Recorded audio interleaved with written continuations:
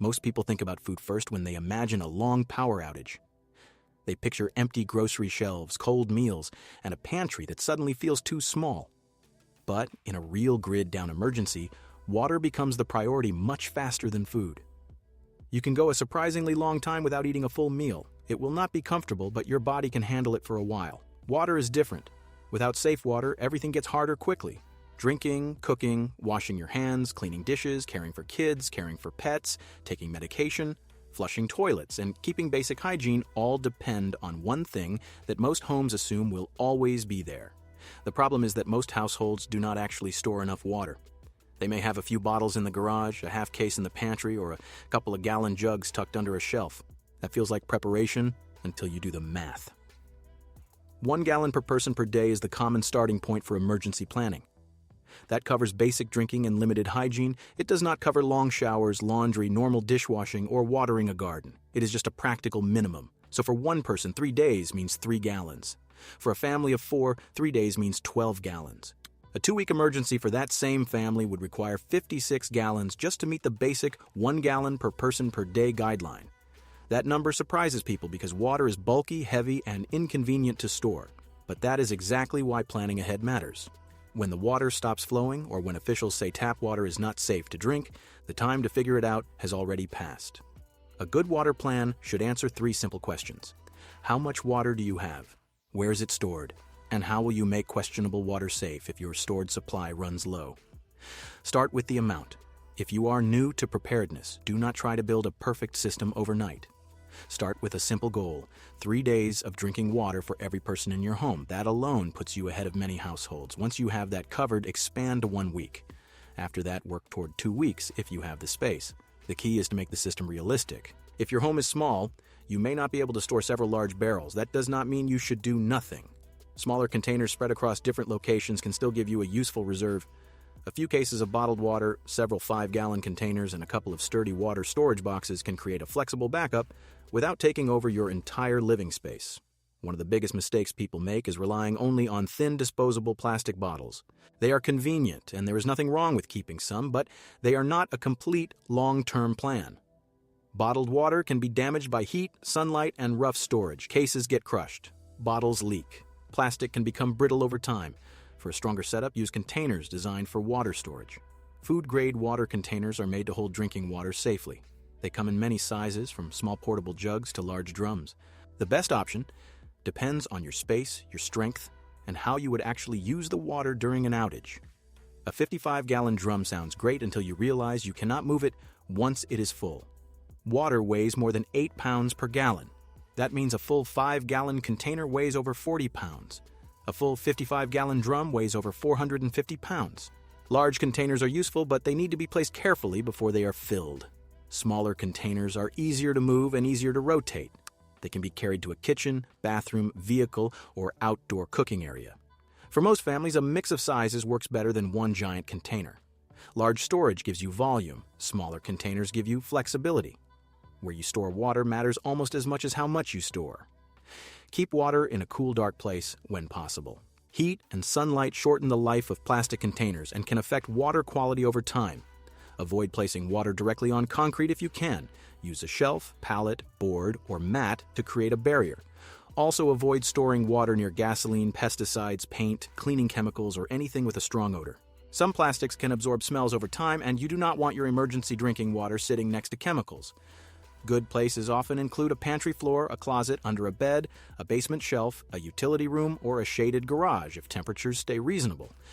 Bad places include hot attics, direct sun, near fuel cans, or anywhere the containers may freeze and crack. Label every container with the date it was filled.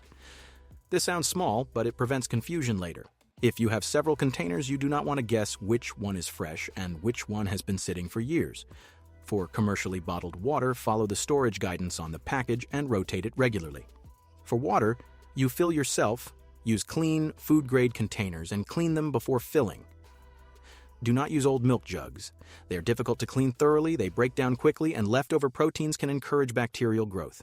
Soda bottles are stronger than milk jugs, but purpose-built water containers are still a better choice. Before filling a container, wash it with dish soap and water, rinse it well, and sanitize it. A common method is to use a small amount of unscented household bleach mixed with water, swish it around the inside of the container, let it contact the surfaces, and then rinse if needed according to safe storage guidance. Always use plain, unscented bleach, not splashless, scented, or gel formulas. Once the container is clean, fill it with tap water from a safe municipal source. If your tap water is already treated, it is generally suitable for storage in a clean container. Seal the container tightly, label the date, and place it in storage. Now let's talk about rotation. Some people get stuck here because they think water storage requires constant maintenance. It does not have to. A simple habit is enough. Pick a date on the calendar twice a year, maybe when you check smoke detector batteries, change air filters, or update emergency supplies. Inspect your water containers. Look for leaks, swelling, cracks, strange odors, discoloration, or damaged caps. If you're unsure about the quality of stored water, use it for non-drinking purposes and refill the container. Water your plants, clean outdoor equipment, flush a toilet, or use it for general cleaning. Then wash and refill the container so the supply stays fresh. But stored water is only the first layer. A stronger plan also includes ways to collect and treat water. In a grid-down situation, your stored water is your immediate safety net. It gives you time. But if an emergency lasts longer than expected, you need options.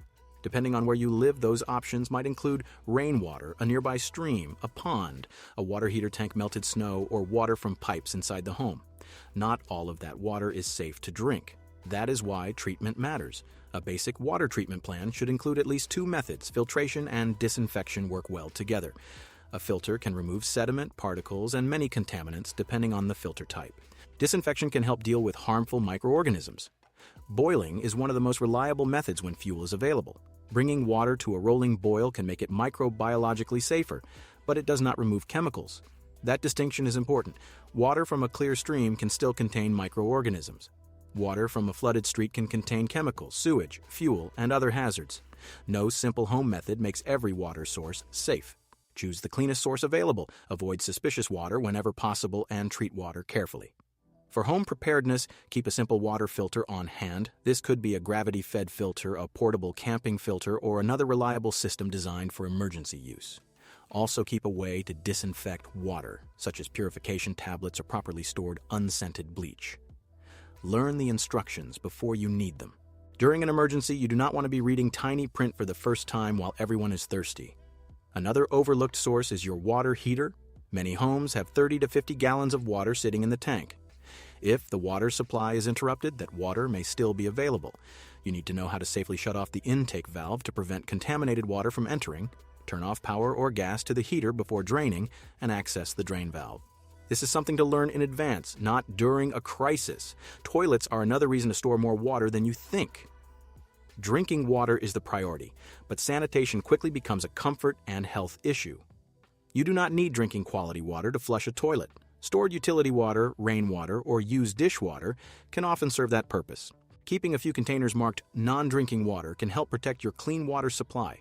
It is also smart to separate your water into categories. Keep drinking water clearly marked. Keep cooking water available near your food storage area. Keep some water accessible for hygiene, pets, and sanitation. When everything is mixed together, people tend to waste the best water on tasks that could use lower quality water. During an outage, control use immediately. Do not wait until you are almost out. Set simple rules early. Use cups instead of running water. Wipe dishes before washing. Use hand sanitizer when appropriate, but still save water for proper hand washing when needed. Use a small basin for washing instead of pouring freely. Small habits stretch the supply. Families should also make sure everyone knows where the water is stored. Preparedness should not depend on one person. If one adult is away from home when the emergency happens, the rest of the household should still know what to do.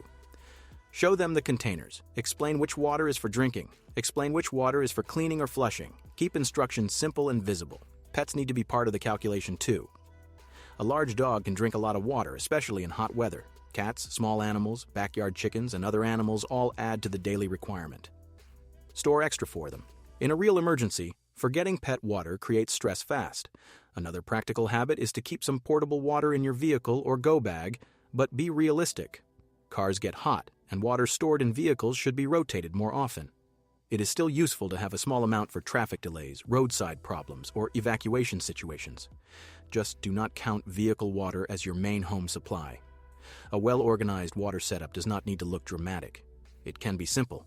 A few containers in a closet, a rotation date on the calendar, a filter on the shelf, a written note showing where everything is, a plan for the water heater, a few gallons set aside for sanitation. That is practical preparedness. For people who want a more organized solution, this is where a dedicated water storage system can be helpful. A product like SmartWaterBox fits into this idea because the goal is not just having water somewhere in the house. The goal is having a cleaner, more organized way to store emergency water so it is easier to access, easier to manage, and easier to include in a real home readiness plan. The best preparedness products are the ones that reduce friction. If something is too complicated, too bulky, or too annoying to use, most people will not keep up with it. A simple water storage solution can make the difference between we should really store more water someday and we already have a system ready. That matters because water is not optional. It is the foundation of every other emergency plan. Food storage is easier when you have water to cook with. Hygiene is easier when you have water to wash with. Stress is lower when your family knows there is a backup. Even a short outage feels different when you are not wondering how many bottles are left in the pantry. The goal is not fear. The goal is control. Not control over the emergency, but control over your first few decisions. When the power goes out, when a storm damages infrastructure, or when a boil water notice appears, you want your first thought to be simple. We have water, we know where it is, and we know how to use it wisely. Start small if you need to. Store 3 days, then 7. Then build from there. Use containers you can actually lift. Keep them cool and dark. Label the dates. Rotate without making it complicated. Add a filter. Learn your water heater. Store extra for pets and sanitation. And make sure the whole household understands the plan. Water storage is one of the least exciting parts of preparedness, but it is also one of the most important. You may never need a complicated emergency setup, but clean water, stored before you need it, is the kind of simple preparation that can turn a stressful situation into a manageable one. And that is what practical readiness is really about. Not panic, not extremes. Just useful steps taken ahead of time so your home can keep functioning when normal systems are interrupted. If you are building your home preparedness plan one step at a time, start with water. It is the base layer everything else depends on. And if you want more calm, practical preparedness ideas that actually fit everyday life, subscribe to the channel.